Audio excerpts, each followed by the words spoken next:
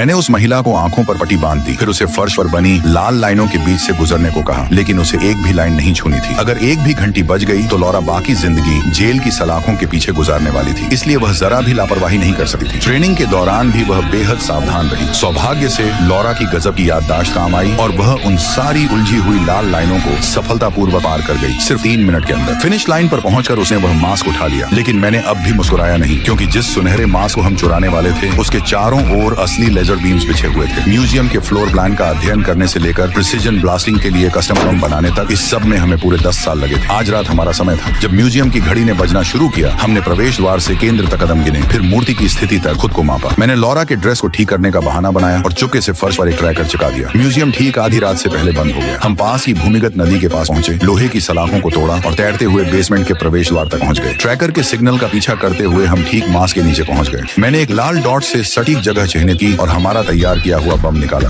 ऊपर एक guard duty पर था, हमें पूरी तरह चुप रहना था। जब समय 11:59 हुआ, मैंने विस्फोट के लिए तैयार होकर खड़ा हो गया। मुझे मध्य रात्रि की घंटियों की आवाज में विस्फोट की आवाज छिपानी थी, ताकि गार्ड को पता न चले।